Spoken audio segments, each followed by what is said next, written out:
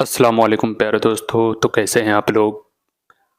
دوستو آج بہت ہی پیاری ویڈیو لے کر آ چکے ہیں ماں کے حوالے سے۔ آج کے زمانے میں ماں کو بہت ستایا جا رہا ہے۔ دوستو آئیے اسی پر کچھ بیان مولانا تحسین رضا جیلانی کر رہے ہیں۔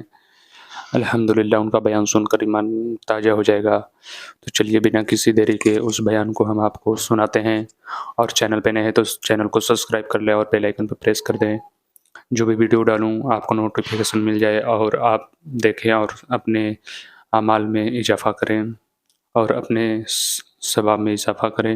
چلیے بنا کسی دیر کی ویڈیو کو اسٹارٹ کرتے ہیں۔ ایک عالم دین ایک بستی سے گزر رہے تھے۔ انہوں نے دیکھا کہ ایک انسان چارپائی پر بیٹھا ہوا ہے اور اس کے ارد گرد مکھی بھینک رہی ہیں۔ لوگ اس پہ لعنت بھیج کر آگے بڑھ جاتے ہیں۔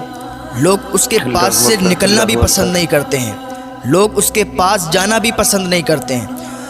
عالم صاحب کہتے ہیں میں دیکھنے لگا، میں نے کہا شاید میں کچھ اس کی مدد کر سکوں۔ اس بہانے میں اس کے قریب گیا۔ جب قریب گیا تو اس نے کہا عالم صاحب بیٹھیے میرے پاس، تو میں بیٹھ گیا۔ میں نے دیکھا اس کا پاؤں کٹا ہوا تھا اور اس پر کپڑا پڑا ہوا تھا۔ میں نے اس سے پوچھا کہ آپ کا یہ حال کیسے ہوا؟ اس نے کہا عالم صاحب ایک بہت عجیب و غریب کہانی ہے، اگر آپ میری اس کہانی کو، اس واقعے کو سنیں گے تو آپ بھی روئیں گے۔ عالم دین کہنے لگے بتاؤ کیا بات ہے جس وجہ سے آپ کا یہ حال ہے، آپ پوری بات بتاؤ مجھے، شاید میں آپ کی کچھ مدد کر سکوں۔ تو وہ انسان کہنے لگا کہ میں بہت بڑا گناہگار ہوں، میں اتنا بڑا گناہگار ہوں کہ میں نے اپنے ہی ماں کے جوتے مارے ہیں، جوتے، استغفر اللہ۔ کہنے لگا میں اپنی ماں کا گستاخ ہوں، میں نے اپنی ماں کو جوتے مارے ہیں۔ ایک دن میں گھر میں تھا تو میرے دوستوں نے سنیما ٹکٹ لیا تھا، فلم دیکھنے کے لیے لوگ ٹکٹ لیتے ہیں نا، کہا فلم دیکھنے کے لیے میرے لیے ٹکٹ لیا تھا۔ تو میں جا رہا تھا، میری ماں نے مجھے روکا اور کہا گنڈوں کے ساتھ مووی دیکھنے کے لیے جا رہا ہے، غلط کام کرنے کے لیے جا رہا ہے، تجھے شرم نہیں آتی؟ اللہ کا خوف کر۔ تو کہنے لگا میں بھڑک گیا ماں پر اور مجھے غصہ آیا، میں نے اپنا جوتا نکالا اور اپنی ماں کے مار دیے۔ میں نے اپنی ماں کے جوتے مارنا شروع کر دیے۔ اللہ اکبر۔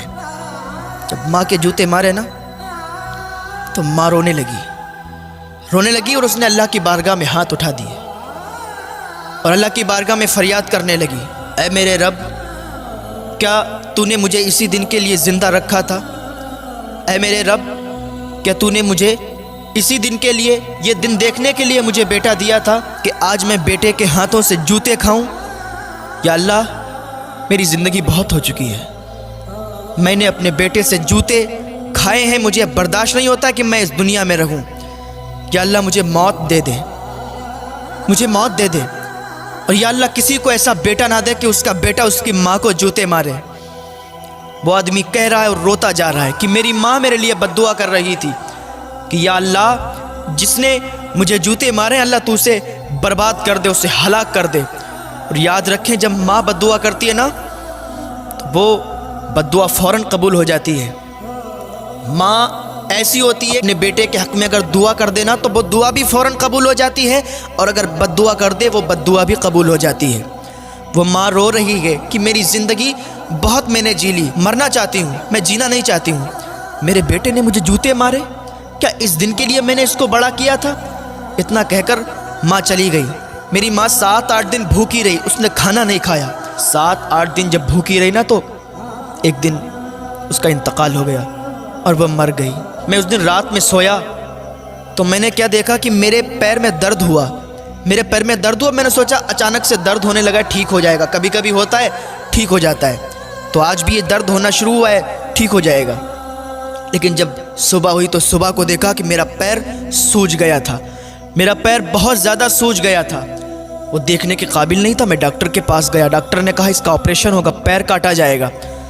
میں نے اتنا سنا تو ڈاکٹر سے کہا ٹھیک ہے آپ میرے پیر کا آپریشن کریں۔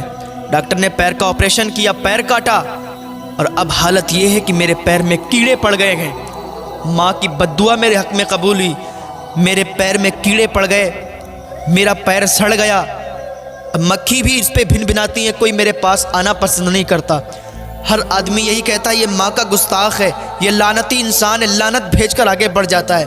میں بہت بڑا گناہگار ہوں، وہ عالم صاحب نے جب اتنی بات سنی نا، ان کی بھی آنکھوں سے آنسو نکلنے لگے۔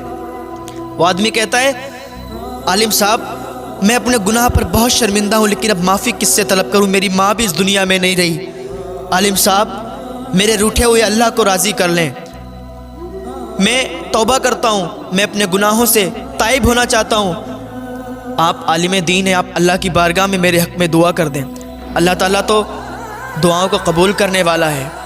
عالم صاحب روتے روتے کہنے لگے کہ میں اللہ کی بارگاہ میں دعا کروں گا، اللہ چاہے گا تو دعا کو قبول فرما لے گا۔ اس کے ماں باپ زندہ ہوتے ہیں نا، اور وہ ان کی خدمت نہیں کرتا ہے، اللہ اس سے ناراض ہوتا ہے۔ جس کے ماں باپ اگر اپنی اولاد سے روٹھے ہیں تو اللہ بھی اس سے روٹھا، اگر ماں باپ راضی ہیں تو اللہ بھی راضی ہے۔ ماں باپ کو پہلے راضی کریں، اللہ راضی ہو جائے گا۔ تو ماں باپ کی خدمت کریں، کیونکہ ماں باپ کا یہ آسرا ہوتا ہے کہ میرا بیٹا میری بیٹی جب جوان ہوں گے تو یہ ہمارے بڑھاپے کا سہارا بنیں گے۔ لیکن ان کی امیدوں پر اس وقت پانی پھر جاتا ہے جب اولاد کہتی ہے تم نے میرے لیے کیا ہی کیا ہے، تمہیں کچھ کرنا نہیں آتا، تمہیں سماج کے طریقے سے چلنا نہیں آتا، تمہیں زندگی گزارنا نہیں آتا، تمہیں اس دنیا کے مطابق جینا نہیں آتا، تمہیں کوئی طور طریقہ نہیں آتا۔ وہ ماں باپ جس نے اپنے بچے کو اتنا بڑا کر دیا، پال پوس کر اس قابل بنا دیا کہ وہ دوسروں سے بات کر سکے، اس قابل بنا دیا کہ وہ کہیں اچھی جاب کر سکے، اس قابل بنا دیا کہ اچھے انسانوں میں بیٹھ سکے، اولاد کہتی ہے تم نے کیا ہی کیا میرے لیے، تم کیا جانتے ہو؟ جب یہ بات کہتی نا اولاد، تو والدین کے دل ٹوٹ جاتے ہیں۔ خدا را اپنے والدین سے سچی محبت کریں۔ اگر آپ اپنے والدین سے محبت کریں گے تو اللہ آپ سے محبت کرے گا۔ اگر آپ اپنے والدین کو راضی کریں گے تو اللہ آپ سے راضی خود بخود ہو جائے گا۔ آ جائیں اللہ کی بارگاہ میں توبہ کر لیں۔ اگر اپنے والدین سے روٹھے ہوئے ہیں تو آج ہی ان روٹھے ہوئے کو منا لیں، ورنہ ٹائم نہیں ملتا ہے، وقت نہیں ملتا، انسان دنیا سے چلا جاتا ہے۔ آ جائیں اللہ کی بارگاہ میں تائب ہو جائیں۔ اللہ رب العزت کی بارگاہ میں دعا ہے اللہ ہمیں نیک عمل کرنے کی توفیق عطا فرمائے، اللہ ہمیں گناہوں سے بچنے کی توفیق عطا فرمائے، اللہ ہمیں اپنے والدین کی خدمت کرنے کی توفیق عطا فرمائے۔